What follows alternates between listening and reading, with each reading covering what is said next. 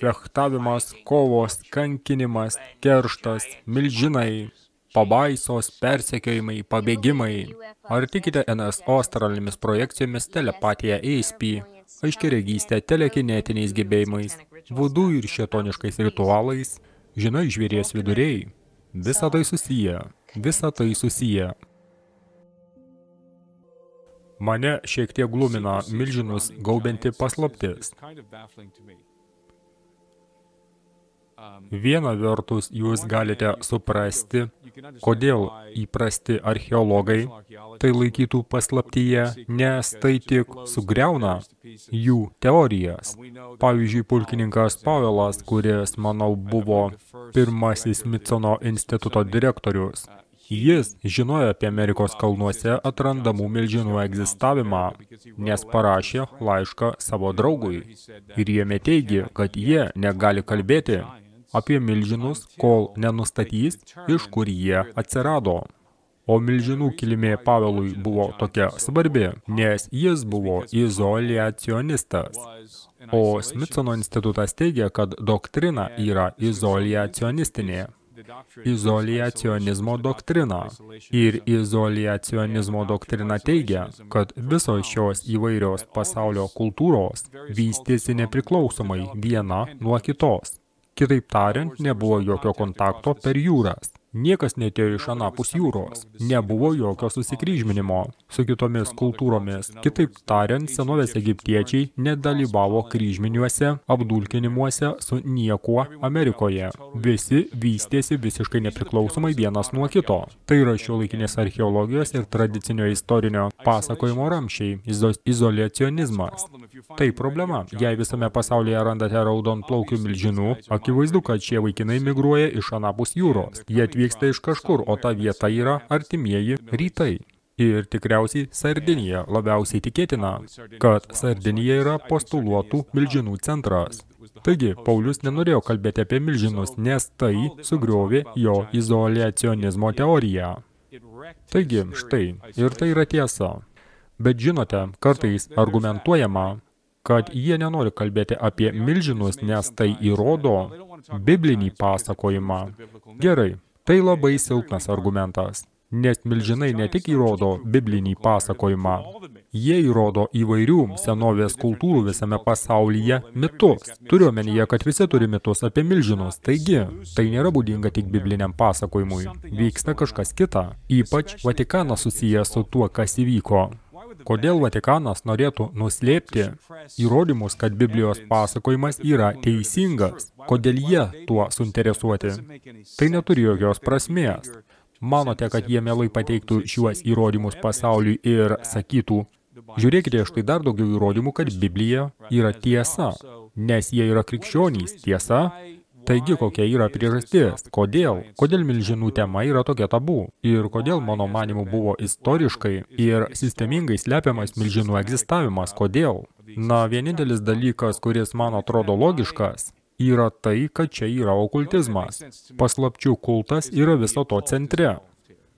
Kad milžinų kūnai naudojami labai specifiniu būdu, kad yra tikslas ir kad jie nenori, jog žmonės dėl kažkokių priežasčių žinotų, jie nenori, kad žmonės žinotų apie šių milžinų egzistavimą, nes jie tai daro, yra kažkas juose giliai įsišaknyjusio, glaudžiai susijusio su misterijų mokyklomis. Ritualo susijusio su juodąja magija dalis, juodoji magija. Juodoji magija. Ji veikia tik pradedantiesiem. Turiu omenyje, kad jie naudoja kūnus ritualiniais tikslais. Tikriausiai. Ar jie garbina? Ar jie garbina šiuos kūnus? Tikriausiai. Ar jie iš jų renka genetinę medžiagą? Tikriausiai. Tai yra daug geresnis paaiškinimas, nes, na, jie nenori įrodyti, kad Biblija yra tiesa. Manau, žinote, kad daug labiau tikėtinas paaiškinimas, jog jie kažką išima iš kūnų. Yra jų panaudojimas, jie turi funkciją. Ir kad ir koks būtų jų panaudojimas ir funkcija, jie nenori, kad kas nors apie tai žinotų. Tikriausiai egzistuoja juodoji rinka šioms relikvijoms susijusioms su milžinais ir kitais dalykais, su keistenybėmis. Turiu omenyje, veikiau iš dalies ne vietoje esančius artefaktus. Esu tikras, kad žinau, jog tam yra juodoji rinka. Taigi, įtariu, kad tai yra susiję su okultizmu. Manau, pagrindinė priežastis – milžinų slėpimas, labiau susiję su paslapčių mokyklomis.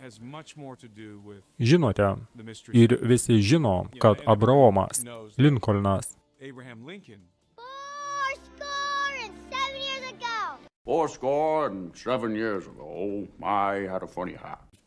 sakyčiau, žinojo, kad kalnuose randami milžinų kūnai. Jis tai nurodo, ta senovės milžinų rasė, perfrazuoju, kuriuos vis dar galima rasti Amerikos kalnuose. Kažkas panašaus, Abraomas Lincolnas. Tai buvo galutinis sąžiningas pareiškimas. Taigi nemanau, kad yra bent menkiausios abejonės, jog Amerikos kalnuose buvo randami milžinų kūnai. Lygiai taip pat, kaip jie buvo randami visoje Sardinijoje. Manau, kad tam tikra prasme, ir tai iliustruoju savo filme apie milžinų holokaustą. Savo filme Milžinų holokaustas nubrėžiu sąsają tarp Sardinijos situacijos, kuri susiklostė Sardinijoje 19 ir 20 amžiaus pradžioje, ir situacijos, kuri susiklostė Jungtinėse valstijose. Būtent tai Smithsono institutas nuslėpė milžinų palaikus, kurie buvo aptinkami piliakalniuose ir kitur 19 ir 20 amžiuose. Taigi, manau, kad čia yra labai įdomi koreliacija tarp Amerikos ir Sardinijos. Dėl kažkokių priežasčių abi šios sritys buvo nusėtos milžinų kaulais. Don't you guys remember? It's this website, WikiLeaks, and who is Hillary Clinton? Hillary Clinton drank the blood of children? I'm pretty sure it was Gilgamesh. Gilgamesh. You guys remember that? Žinome, kad nutekintuose Podestos laiškuose Hillary buvo laiškas susijęs su Hillary, kuriame ji išreiškė susidomėjimą Gilgamešo kūnų.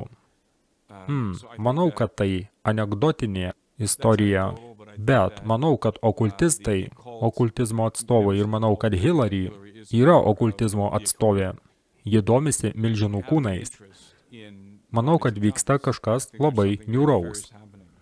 Manau, kad velionis Tomas Hornas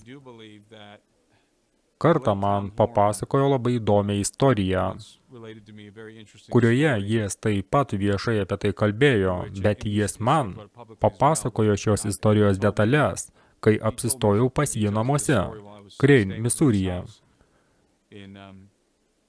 Ir jis man pasakė, kad gavo vaizdų iš Irako invazijos, konkrečiai iš operacijos,